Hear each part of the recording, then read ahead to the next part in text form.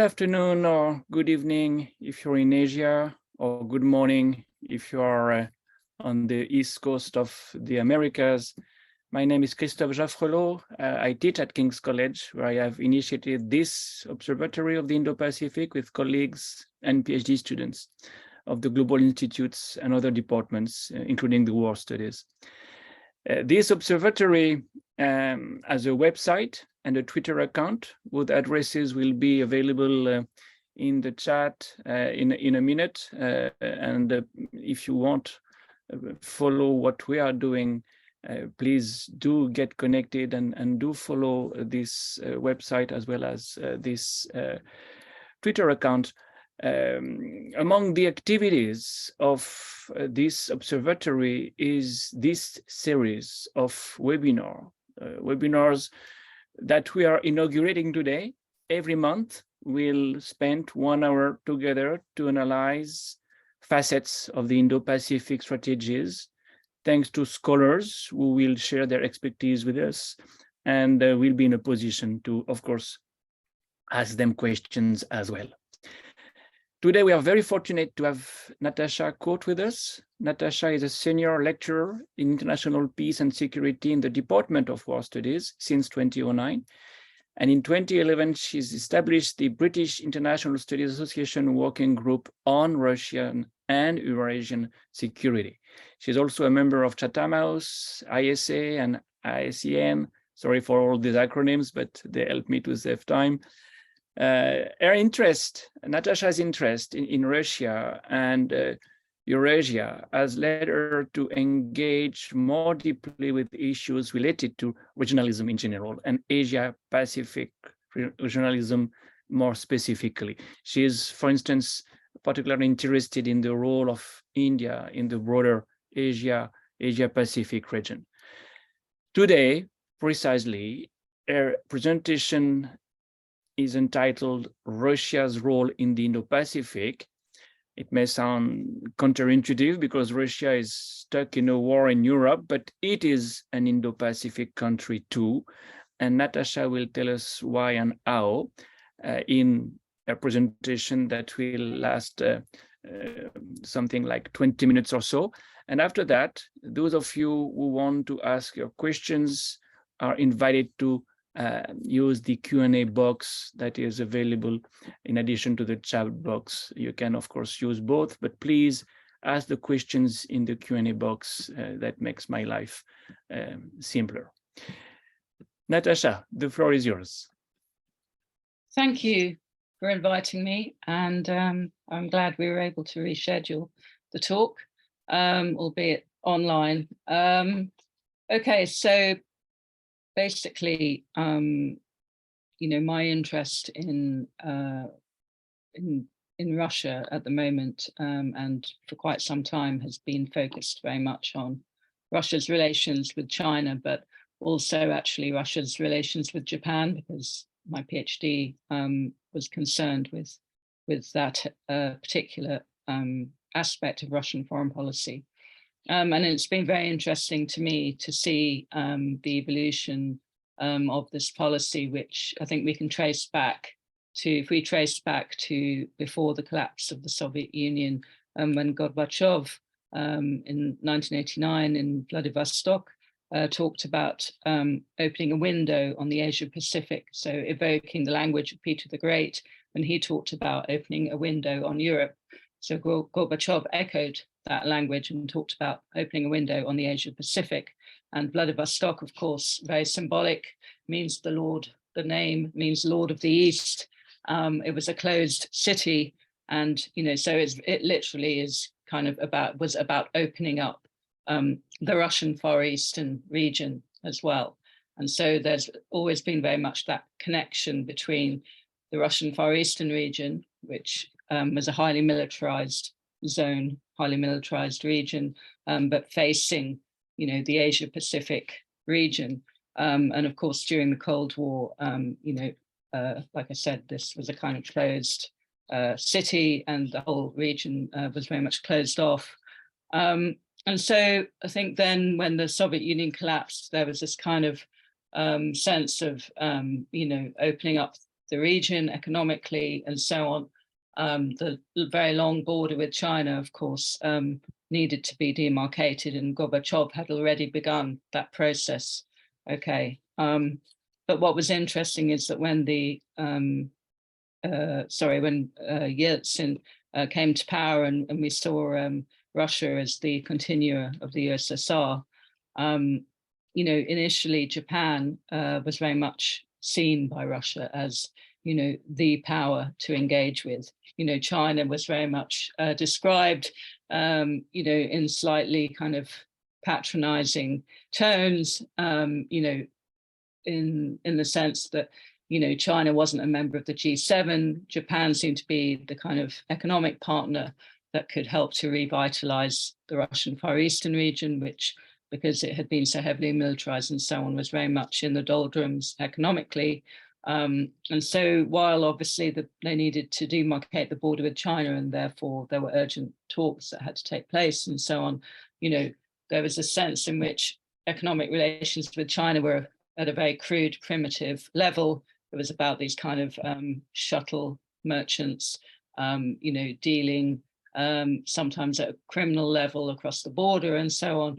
You know, the trade that did take place, you know, was on a barter basis, and that includes even arms deals and so on. And so the kind of sophisticated power that Russia looked to in Asia was very much Japan. And I think at the time it was very much about this idea of two Asias, you know, this kind of advanced, technologically speaking, Asia in the form of Japan. Japan was, you know, would be at the kind of forefront of a kind of Asia-Pacific regionalism, you know, the Asian tigers and so on, and that this would be, you know, the way that Russia should go. And so China was very much seen in the sense of a kind of more backward kind of Asian partner, and obviously also the memories of the kind of Sino-Soviet rivalry and so on came into play there. And another factor, I think, was, you know, with the kind of had for the first few years of the Russian administration, Andrei Kozyrev was very much looking to the West. And there was, it might seem strange to us now, but, you know, at least in the first year or two, very much a promotion kind of, you know, Russia as a sort of upholder of human rights. You know, along with, you know, hoping to maybe join the G7 someday. So again, you know, very much, you know, looking to the countries of the West and Japan almost as a kind of, you know, representative, if you like, of the West in Asia. So again, very different kind of emphases. But it didn't take too long before that did change.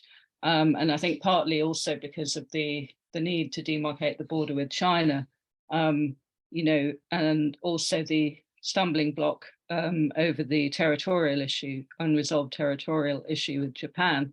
It became evident that, you know, Japan was not going to be providing any kind of economic aid and economic assistance to Russia, and that actually relations with China seemed to be progressing, you know, quite well.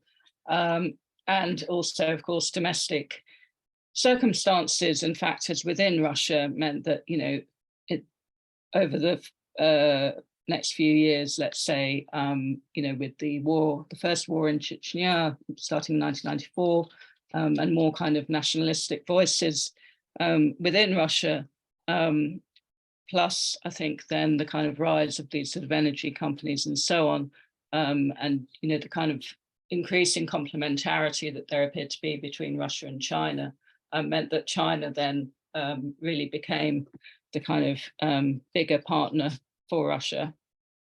In terms of an actual Asia-Pacific strategy, and of course we were still talking Asia-Pacific at the time, you know, I think Russia did still want to balance ties with China by, you know, by its diplomacy with Japan, but also South Korea, for example.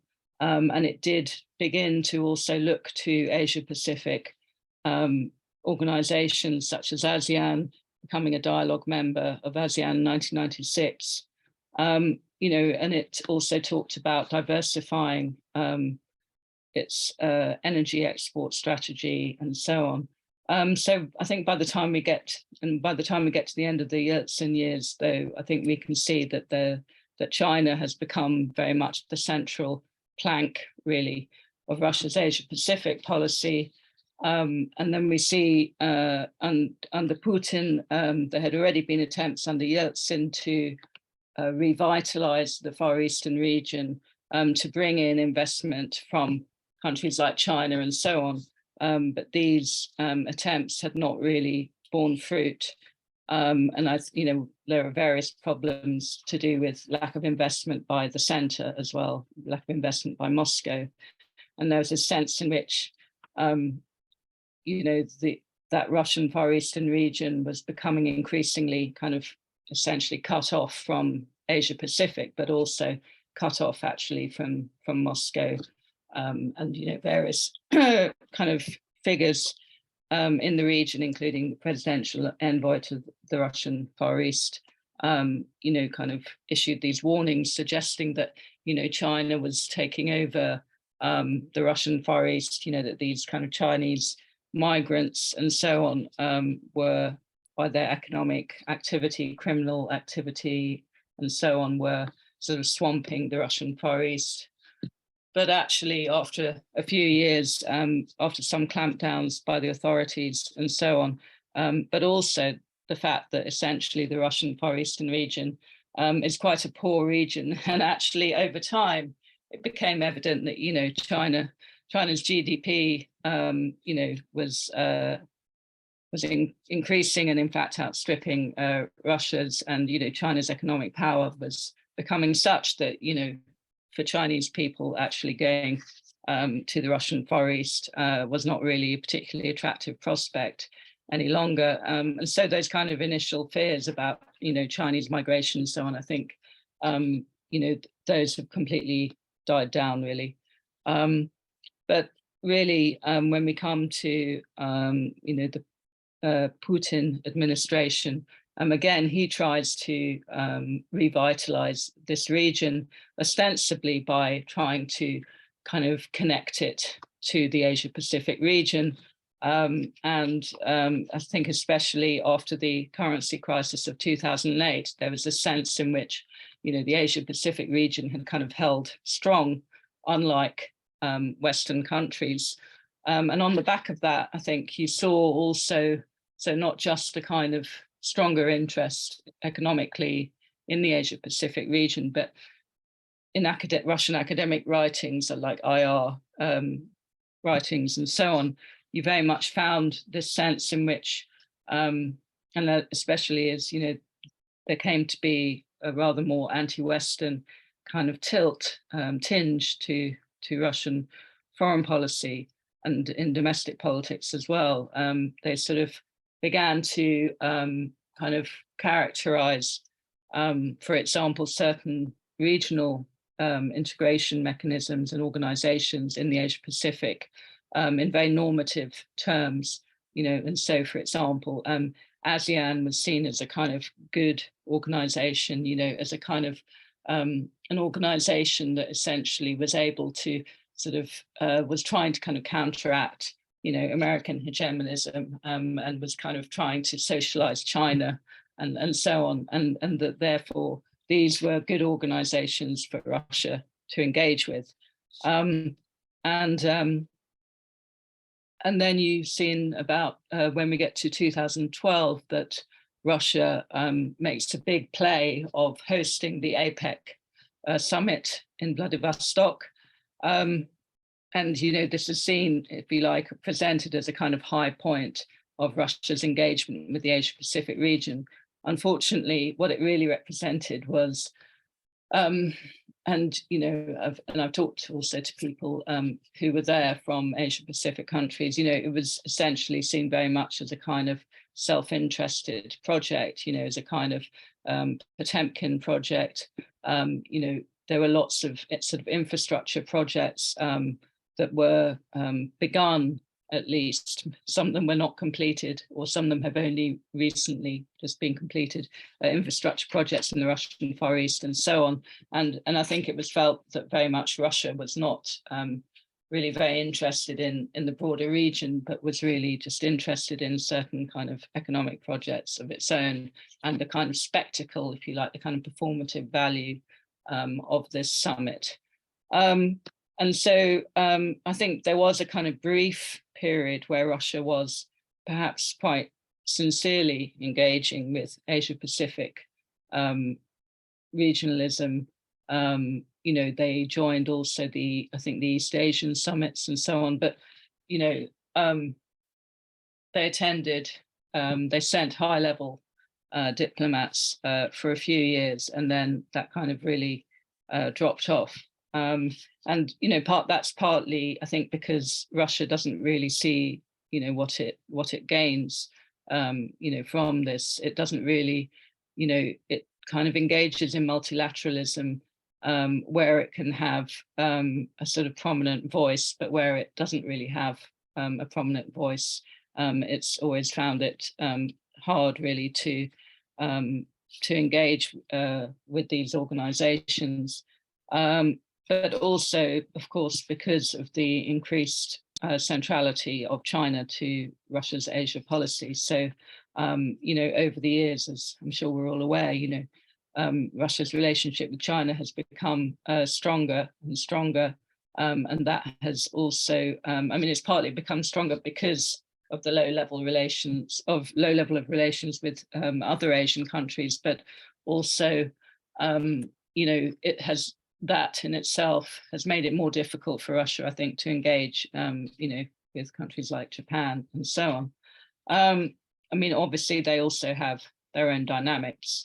I mean, Northeast Asia, of course, has always been important for Russia in the sense of security during the Cold War and so on. And if we think about the Sea of Okhotsk, and the Kuril Islands, you know, they do have a certain kind of security value for Russia. Relations with Japan have been at a low level really for quite a long time now, you know, at least a decade or so. And the Ukraine war is only has only really kind of confirmed, really, I think, the kind of weakness of relations. And in a way, you know, I always say, if the territorial dispute didn't exist, you'd have to invent it, because I think at times that's often been quite a good excuse in a way for both sides not to really improve relations, because I think the actual basis for strong relations is fairly weak anyway. So then we come on to the kind of Indo-Pacific concept. And I think really this for Russia has been not exactly a shock, but certainly an unpleasant surprise. Obviously, Russia is not a kind of key player in the has not been a key player in the Asia-Pacific region, but by virtue of its relations with China, it has kind of presented itself, you know, as a kind of stronger player. It has, you know, also engaged economically with certain countries like Vietnam and so on, albeit on a fairly modest level. But I think, you know, for Russia, you know, this emphasis on the Indo-Pacific very much then also detracts from, affects its relations with India, where it's kind of almost like a kind of two-level game, because India, of course, is a member of the Shanghai Cooperation Organization, and Russia has had, not as strong as China, but has had quite a robust, reliable relationship with India for some time. And that relationship, I think, has often kind of helped slightly to offset, you know, Russia's relations with China. You know, in the sphere of arms sales, for example, you know, Russia had always tended to sell the latest generation to India rather than to China, and so on. And so, you know, India then being brought into, you know, this new strategy, I think does change things for Russia.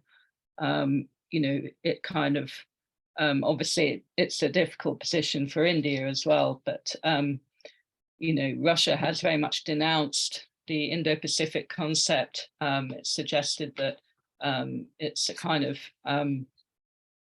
it's a divisive concept. It's very much echoed, really, China's rhetoric, and I think that's one of the issues, is that by virtue of its much stronger relationship with China, the very Sino-centric nature of Russia's engagement with Asia these days, you know, not really, you know, more kind of outside the kind of regional mechanisms and organizations, it has really begun to echo Chinese rhetoric much more, you know, whereas I think up until a few years ago, it was still trying to kind of carve out a bit more of a niche for itself.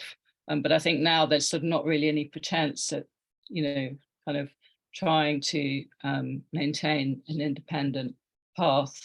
And so Russia has very much denounced the Indo-Pacific policy. And of course, that includes also the Quad and AUKUS as well. And so I think in the context of the Ukraine war, you know, we see obviously a solidification of the growing fracture even before the war between Russia and the West. And that highlights obviously Russia's dependence on China even more, because it's very dependent on China, economically speaking. And so I think then the Indo-Pacific strategy for Russia, with India then kind of nested within that and being quite a central part of it, obviously just the name itself, it does place some kind of strain, I guess, on Russia's relations with India, despite the fact that they kind of, you know, attempt to present their relations as, you know, in a way as before. At the same time, I mean, I think there was clearly already a bit of a downturn in relations, I'd say, before Russia's invasion of Ukraine. And of course, Modi has been quite kind of careful about how he has phrased things, let's say. I mean, you know, at the summit, the Shanghai Cooperation Summit in September, I think it was, Modi said, this is not a time for war. You know, but really there hasn't been any kind of outright condemnation of Russia at all. So, you know, while the Indo-Pacific concept is really kind of anathema to Russia, at the same time, it doesn't seem to have necessarily dealt a blow to Russia-India relations. But I think it kind of maybe just confirms the fact that Russia-India relations were experiencing somewhat of a downturn. You know, in a way, India's value to Russia has perhaps become slightly less. You know, its kind of value in balancing China is less, and obviously with the Indo-Pacific strategy, you know, India starting to move more into the orbit of the US, then it becomes perhaps of less value again. But also Russia's value to India in balancing China, I think perhaps is also changing. Another factor, I think, is that, you know, in terms of the Indo-Pacific, is that Russia has been placing for some time a lot more emphasis as well on its kind of, you know, Eurasian heartland, if you want to call it that, you know, the Eurasian Economic Union, and the Shanghai Cooperation Organization is not really a security organization, but it somehow brings together its members in this kind of normative compact, if you like. And that's where it's also interesting, the fact that India is a member of this grouping, which has sometimes been referred to as, you know, the League of Authoritarian Gentlemen, you know. So India somehow sidesteps the question of whether it wants to be one of these authoritarian gentlemen. But I think it's been interesting to see that India is placing, just as some Central Asian states as well, like Uzbekistan and some, have been placing more emphasis on the kind of economic prospects, if you like, of cooperation within the SCO, rather than, Russia's much more, and perhaps China's much more ideological emphasis. And Russia has kind of tried as well to sort of link the SCO with ASEAN. So, SCO being like a dialogue partner of ASEAN. So it's very much the idea of, Russia's idea of Asia and Asian kind of regionalism, is very much with ASEAN at the center. ASEAN obviously being, not a kind of tool of the US, if you like, in Russia's eyes. So I think the centrality of ASEAN, also with its sort of, with it kind of less emphasis, if you like, on human rights and so on, in a kind of Western sense, has been much more convivial, if you like, for Russia. So I think the rollout of the Indo-Pacific strategy throws up a number of questions really for Russia. And for example, as well, the kind of connectivity between AUKUS and the Quad and NATO now, with the Madrid summit and Japan and South Korea being present at that summit, I think that rings quite a lot of alarm bells for Russia. Russia criticizes the Indo-Pacific project for being a kind of artificial construct. Of course, Russia's regional projects in Eurasia are these kind of natural, projects, organic projects, nothing to do with Russia grooming these projects, if you like. And so I think for Russia, it's very much seen as quite, a threatening kind of development. What happens with the Indo-Pacific. Obviously, it's not, the kind of threat, if you like, is not at the same level as, a kind of threat from Europe or the threat of Ukraine joining European integration projects and so on. But I think it's unsettling to Russia to see, for example, the reorientation or apparent reorientation of India and, many ASEAN nations towards the US. It also kind of, reaffirms in some ways Russia's marginality in that region. And I think, with the Quad as well, we see it, that makes it harder for Russia to balance China in, by using India and, well, to a far lesser extent, maybe Japan. And so I think this is why, as well, Russia is echoing very much China's rhetoric.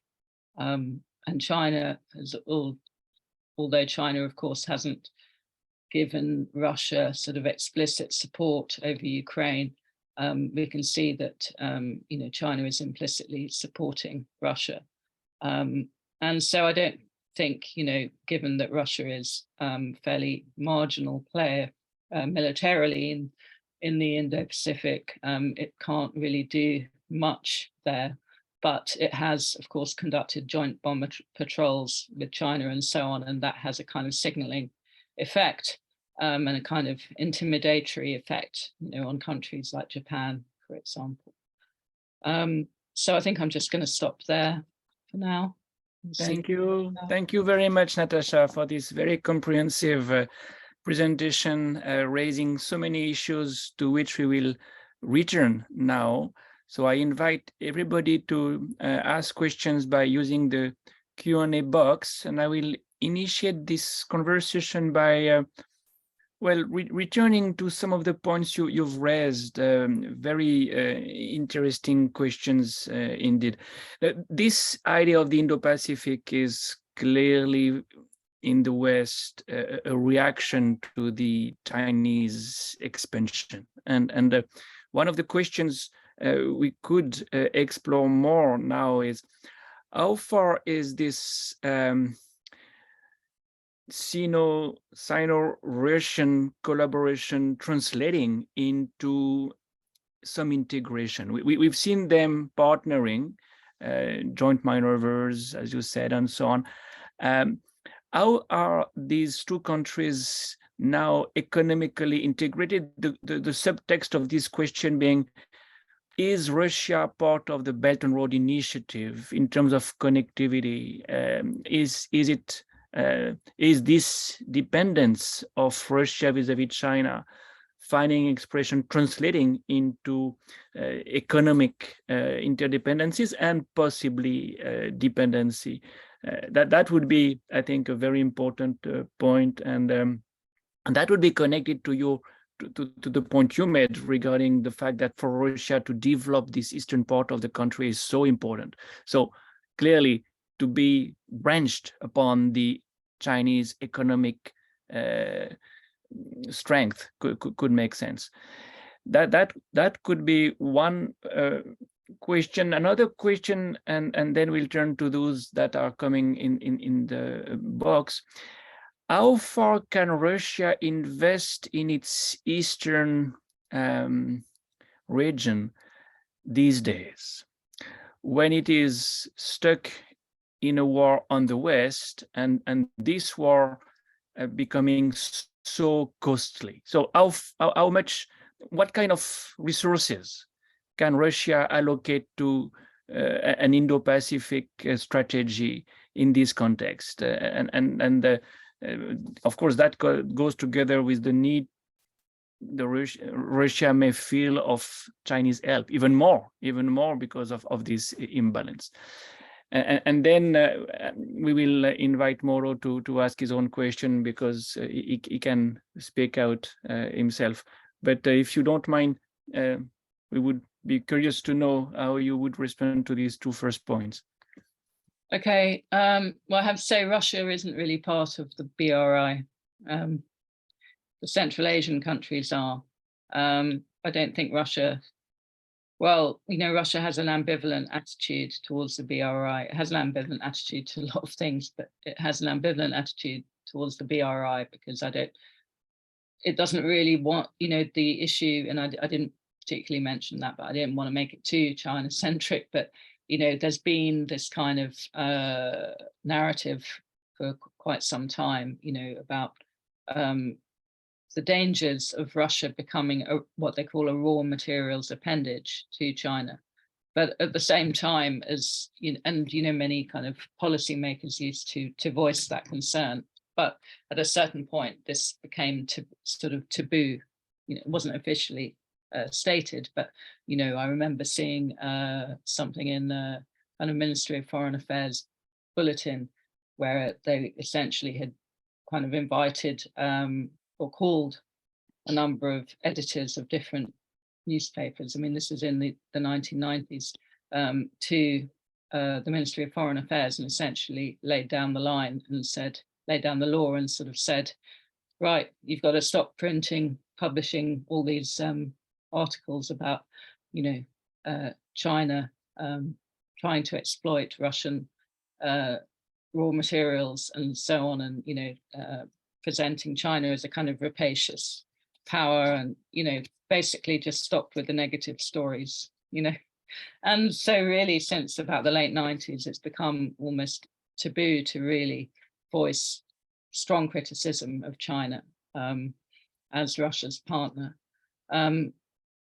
But over time, essentially, Russia has become very dependent on, you know, export of raw materials, hydrocarbons, and so on to China. But you know, it's interesting because then in the energy strategy, they talked about reducing the kind of percentage or proportion of raw materials in their exports and so on. So there's a kind of, you know, a sort of dualism there, you could argue. I mean, the fact is that the elites really depend on those energy exports. And this is kind of speaking then to the second part of the question, you know, the elites really depend on those exports because they get the rents from the exports. You know, we know the story from other countries as well, of course. So it's beneficial for them essentially to continue that relationship structure of economic relations in that sense. As far as the Russian Far East is concerned, I think really from the beginning, Russia always had this kind of unrealistic expectation of outside investment. You know, I mean, I remember reading one time in some Ministry of Foreign Affairs bulletin after some meeting with Japanese representatives, you know, it's like, well, you know, as soon as we become a democratic country, you know, they'll just be kind of essentially rushing to invest. And, you know, there was no clue about, you know, how to actually set things up for investors, you know, to make things attractive and so on. And there were so many obstacles which they didn't really deal with, you know, in terms of private property and just investment laws and so on. And so Japan really just couldn't deal with it at all. But China also, you know, I think Russia was hoping and expecting that China would really invest in the Russian Far Eastern region. And that hasn't really happened. What tends to happen is, so for example, China, there's a big timber industry in the Russian Far East. So China will essentially kind of get that timber and then take it over the border, just over the border into China, and process the timber there. You know, whereas Russia was kind of expecting and hoping that China would be setting up factories in the Russian Far East and so on, but no. And why? Because, you know, labor's more expensive there, it's unreliable, the Russian labor, you know, there's a shortage of labor as well, which is why, you know, you had Chinese there for a while. Now you're more likely to have maybe Indians or Bangladeshis working, Central Asians actually working there. You know, they had this scheme to try and kind of entice people to go and live in the Russian Far East, you know, by paying them some kind of subsidy, but, you know, that hasn't really worked at all. The fact is that it's an inhospitable region on the whole, and, you know, it's inhospitable in terms of socioeconomic conditions, but it's also inhospitable if you're an investor. And the fact is that in the end, you know, the Russian central authorities have not really, although they've rolled out these various plans over the years for the development of the region, they're never really fulfilled because they've always got priorities elsewhere, or due to corruption and so on, you know, infrastructure isn't built. And so if you're an investor, it's just not an attractive prospect. And so that's really, unfortunately, what it boils down to. But also, yes, the question of, you know, the Russian government investing there, I think already since Crimea, you know, the subsidies that can be sent to the Russian Far East have decreased. You know, they've decreased for all regions, you know, partly because of needing to subsidize this new, you know, regional subject of Crimea and so on. And of course now with the war as well, and that's going to be very difficult because, you know, they have continued to subsidize these regions, but obviously, you know, it's at a lower level than before. And then to your question on integration, yeah, and the BRI, I mean, basically, you know, so Russia has set up this so-called Eurasian Economic Union, which is kind of a way of ensuring kind of economic primacy in particularly Central Asia, but I guess it's Belarus as well. And that has not really worked particularly well. But what Russia has tried to do has been to kind of connect it to the BRI. So there's this kind of big fanfare made of the so-called Greater Eurasian Partnership. And I think really this is a sop to Russia, because I think, as far as I know from talking to Chinese people and people who work on China, I mean, the Chinese never mention this Greater Eurasian Partnership. So it's really something, a kind of comfort blanket for Russia to kind of say, look, you know, these two big Eurasian projects are harmonizing. So this, I think, 2015. So the idea is that then there'll be this sort of Greater Eurasian Partnership, which will attract countries from far and wide, you know, including countries that are not actually of the region, you know. So, I mean, I think Iran has expressed interest, and Iran, of course, is also a candidate member of the SCO. But really, I think economically, previously within the Shanghai Cooperation Organization, China attempted to create energy clubs, and China wanted to promote that organization very much in terms of economics, in terms of economic cooperation in the Central Asian region, for example.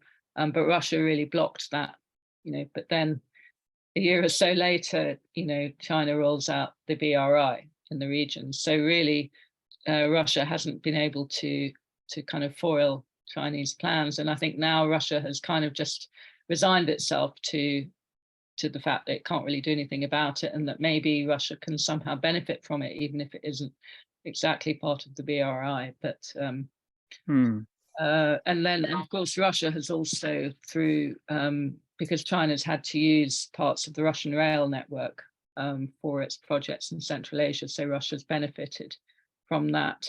But I think there are plans afoot to, for example, build rail networks from like Uzbekistan down into Iran, and so there are various projects afoot which may actually cut Russia out of the picture in the longer term. Very interesting. Thank you very much, Natasha. There are 4 questions in the Q&A box, 2 by Zeno Leoni from the Defense Studies Department. The first one: does Truth's idea of global NATO, which to Zeno means going into the Indo-Pacific, and the Madrid summit, including China into the NATO agenda, give a good reason for Russia and China to stick together? And the second one by Zeno is: do you see the friendship between Russia and India and the frictions between China and India becoming a problem in the Russia-China relationship, or actually pragmatism will prevail? Right. Okay. I think the inclusion of China, in NATO's agenda, if you like, I think, probably it does. It sort of gives more ballast, if you like, to the argument for, staying with China. But I mean, to be honest, even without that, it's not as if it has any other prospects. So, it's going to stick with China because, there was an article written a few years ago, basically called 100 Years of Solitude, sort of essentially saying, 100 years of geopolitical solitude. It was written by one of Putin's advisors, basically saying we have no friends. I mean, actually, that was interesting. He said we have no friends. So I don't think even China was counted as a friend in a way, because I think the idea is that, yes, it's helpful to be with China and we do have a lot in common, but then I'm not sure that they really see China actually as a friend. But for now, they kind of have to stand with China really, because there are benefits, I think, for each, and if China does continue to rise economically, and of course that's not a foregone conclusion at all, then Russia might still be able to benefit from that, and obviously in terms of the elites and the energy relationship, they continue to benefit a lot. And then the second question was about frictions. Yes, and friendship again, because you say Russia has no friend, but Zeno assumes that there is some friendship between Russia and India. So you need. I mean, I think there does seem to be some kind of, and I think maybe it's also the older generation. I've also, and I'm sure you know as well, had that impression that, in India, for example, it's the older generation still has that slightly nostalgic kind of sense of, this friendship that existed during Soviet times, but I'm not sure that the younger generation see it that way. And I think it's probably similar in Russia that, there's certain generation of diplomats, if you like, still hold India in great affection. But the frictions between China and India, I mean, I think Russia's tried to stay aloof from that to the extent that it can. although obviously, has supplied arms to both. But my impression is, and I haven't kind of looked into it in huge detail, you might know more, but my impression is that Russian arms sales to India have dropped off quite a lot in the last few years. Whereas before they always, like I said, they always kind of kept up with the sales to China and even exceeding those. And surely, the more that India is incorporated into the kind of US Indo-Pacific strategy, the more that trajectory will remain. So I think the friction between China and India, I mean, you could argue that therefore India still, kind of needs Russia, but I kind of feel that Russia is sort of less critical these days for India in respect. So 3 more questions, one of them not related to the Indo-Pacific. We'll take it last. Tudberidze asked, do you think Russia will be a reliable partner for Asian countries in the future? Well, it depends which one, I suppose. So why don't the second one, I will list them and you will pick and choose. Can we know, that's Amandip Kumar who asks, can we know how the AUKUS combination will have an impact when we already had a Quad in Indo-Pacific? Is US making a shift from the India by doing this?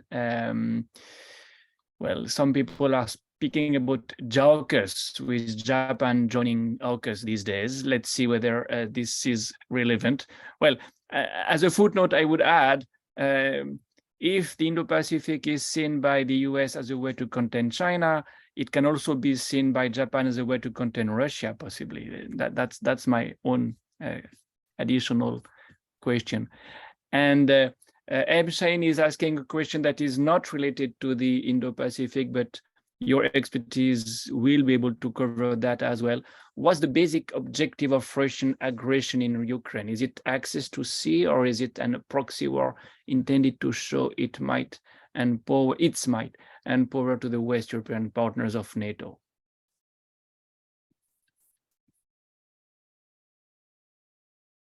Sorry, it's kind of a very wide open question, really, as to whether Russia is a reliable partner for Asian countries. I mean, there's so many Asian countries, so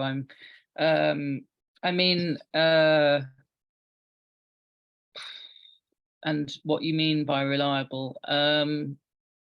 I think there aren't that many Asian countries with which Russia actually has, a very significant relationship to the, well, I'd say to the extent that if a better offer comes along, that, there aren't any kind of necessarily really solid relationships.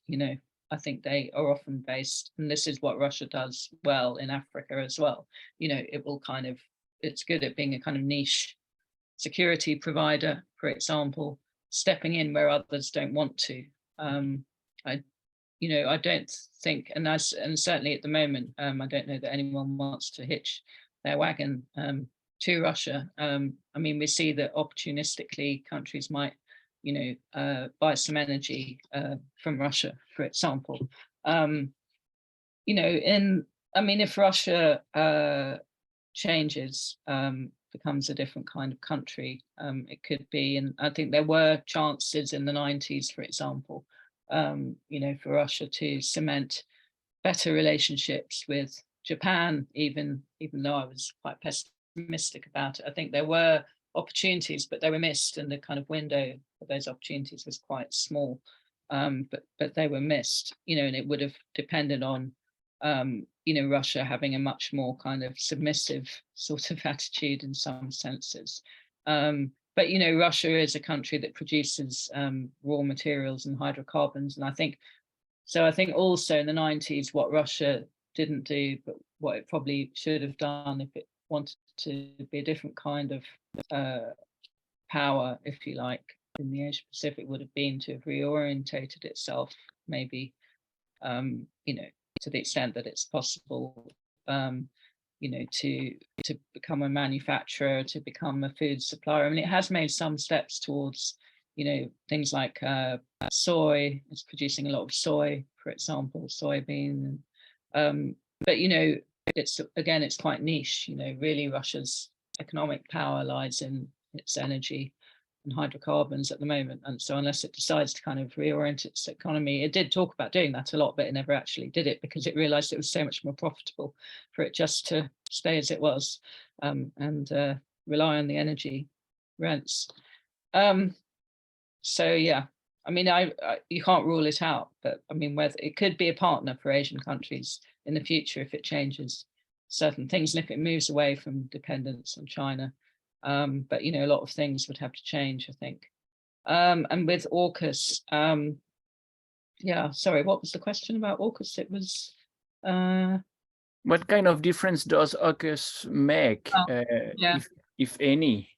Yeah, okay, it's not necessarily about Russia, I suppose, but I guess it's another one of these so-called mini laterals that everyone's talking about, and I mean, I guess it's all about these flexible partnerships. And I suppose that's one of the things that I think it's, Russia is kind of maybe being a bit left behind in some ways as well, because, okay, Russia refers to its own partnership with China as a flexible strategic partnership, and it's talked about network diplomacy and so on and so forth. But, I think it kind of really confirms Russia as a kind of, in some ways, again, on the periphery, because it kind of can't keep up in some ways, I think, with these kinds of loose groupings that crop up and which are a result, of course, of quite, strong interactions and, well, you don't need me to tell you, but, kind of, and convergence of views as well. On particular issues in that region, and Russia is not a part of that. And Russia has been very critical of the Quad, obviously, as well as the Indo-Pacific strategy, also of AUKUS, this idea that no longer will NATO just do NATO. I mean, that's, it's bad enough for Russia that NATO does NATO, but if NATO starts doing other stuff as well, and kind of becomes a sort of global player, I think that is, even if it doesn't necessarily make that much difference to Russia in that, for Russia, NATO was already a threat, but it kind of, affects relations with Japan as well, potentially, any prospect of sort of improving relations with Japan, I think it becomes difficult. And that may be the response to the last question too, because if NATO is going to Ukraine, then of course Russia has to react. Yeah, but I mean, it's not necessarily about NATO enlargement. I mean, I think that's been a little bit of a, I don't know what to call it, red herring, or, I mean, obviously it's not irrelevant, but it's not the central point. For Russia, just Ukraine wanting to be free of kind of Russian influence, if you like, I think is the main point. And that's Russian influence in all sorts of ways. I mean, obviously there were economic structures there that were very much connected to Russia, with all the corruption and so on.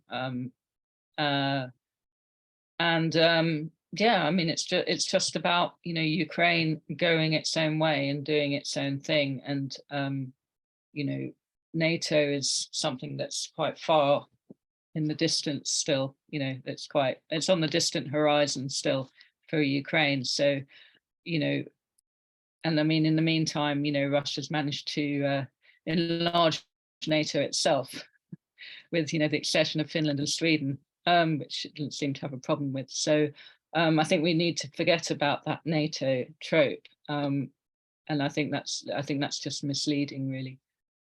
It's going back, obviously stretching back to before 2014, this preoccupation with Ukraine, it's viewed within Russia as kind of almost like part of Russia, it's as if it's having, and this isn't to sympathize at all, but, it's as if it's having one of its limbs severed, because there's this always been this idea that Ukraine should be part of, Russia. I mean, Russia without Ukraine, I guess, is a very truncated power as well. I mean, it doesn't own Ukraine, but I mean, it's sort of, the kind of business interests and all sorts of things like that. I think in a way, Ukraine is, it's very much Russia's other, it kind of, it's sort of becoming a bit, maybe like, the country that Russia could have been now, for Russia, I mean, Ukraine was always just kind of looked down on, as a kind of economic sort of, as a kind of Cinderella, and the shock in Russia, Ukraine is managing to fight back, and the West is fighting back. I mean, I think, well, hasn't just been a shock to Russia, of course, but because of the way that Russia viewed Ukraine as a kind of inferior kind of country, just a kind of corrupt kind of backwater. Therefore, Russia was not paying attention to what was actually going on inside Ukraine. And I think some of us in the West are probably guilty of the same, and which is why it was such a shock and surprise that the Ukrainian armed forces have been as good as they have been, because since 2014 they've been, very really interesting, beefing themselves up, and We have 5 minutes left to do justice to two last questions, Natasha. One by an anonymous viewer who says, "Thank you for the excellent talk." And I summarize the question by saying it's something you've already dealt with to some extent, except the Pakistan dimension. What role for Pakistan in this triangle? Or triangle, if we bring India in the picture. And Mauro will have the last word. After you respond, he will ask the last question. Okay. Yeah, I have to say, I'm not massively clued up about Russia's relations with Pakistan. But apart from the fact that I know that Russia has been selling arms to Pakistan, which I believe, well, it has obviously, no surprise there, obviously angered India. I mean, I don't think that, Pakistan people have talked about Pakistan somehow replacing India. I don't think that's going to happen. Again, I think it's Russia kind of taking advantage of an opportunity that's presented itself.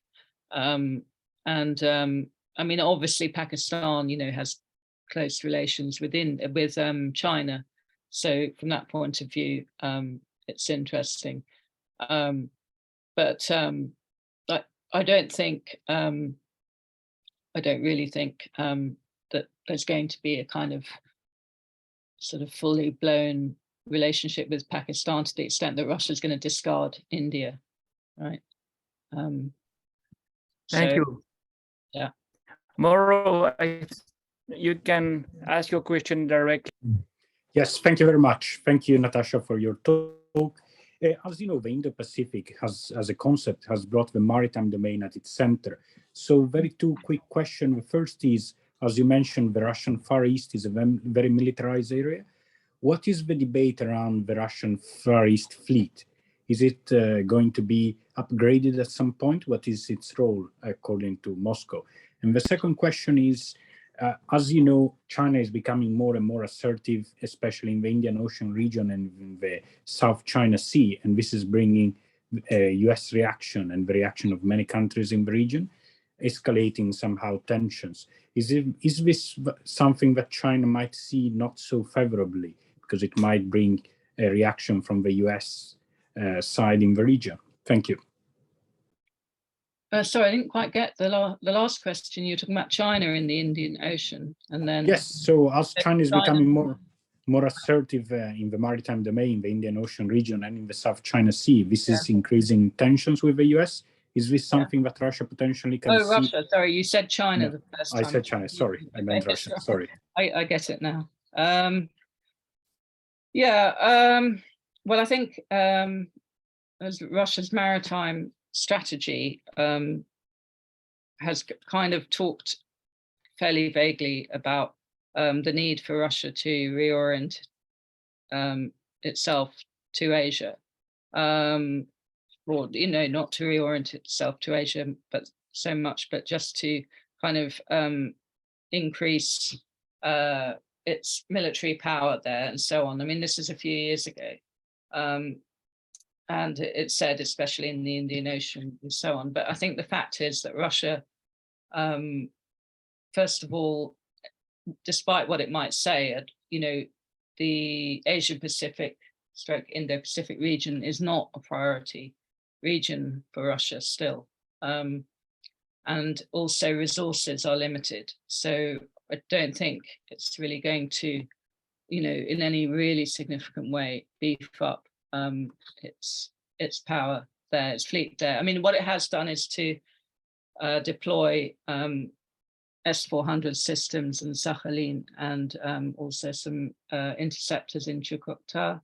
And then it's deployed S-300 V4s on Iturup, which is one of the Kuril Islands, Northern Territories, as they call them in Japan. So I mean, it's kind of focused on that, and I think because of the Sea of Okhotsk, it's kind of protected in a way. So I don't think Russia is exposed in the same way as obviously China would be, for example.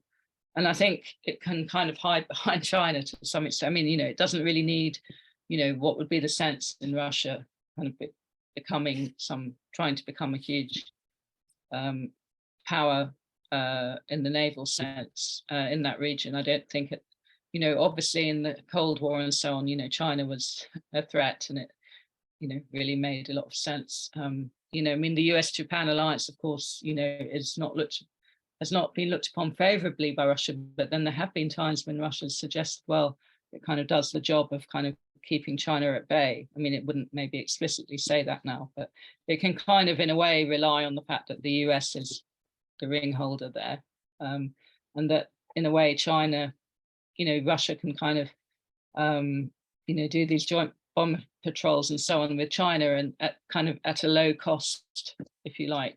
But essentially, it knows that it doesn't, that it's sort of protected in some ways at the same time, I think, by the US. It doesn't always openly say it, but, and in the end, whatever Russia says, I think Europe still is really the key region in terms of security.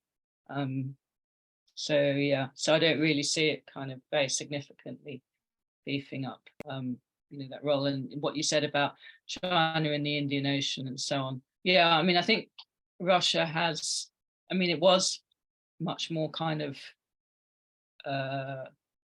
neutral on, China's actions in the region, I think, in the past. And I think it's still cautious about wanting to be too explicitly supportive of Chinese actions. And I mean, I'm not sure. I mean, but I think in the much longer term, yeah, I mean, if it wants to kind of break out of, we don't know what's going to happen with Russia in the next few years, but if it wants to kind of break out somehow of this dependence on China, then it might need to, really, I don't think it's going to denounce China, but it might just need to be sure not to look as if it's really backing China there. Thank you very much, Natasha. There was a question by Aaron on South Korea, but we'll have one webinar completely devoted to South Korea, so we will keep that. We will keep that for this.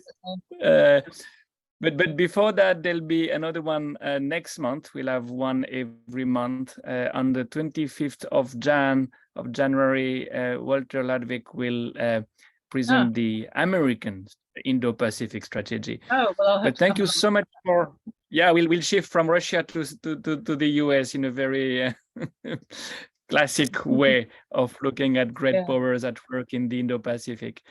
Thank you so much, Natasha. We have learned a lot. You have enlightened us on a rather, well, I would say understudied dimension of the Indo-Pacific, and it's one of the roles we want to play, to look at things few people are exploring at the time. And this webinar has been recorded, so we will have it on the website whose address has been in the chat, so you can easily find the website of this observatory. Thank you again, and have a good evening or a good day. Yes, have a good evening and happy holidays when you get there. Take care. Bye bye. Yeah, take care.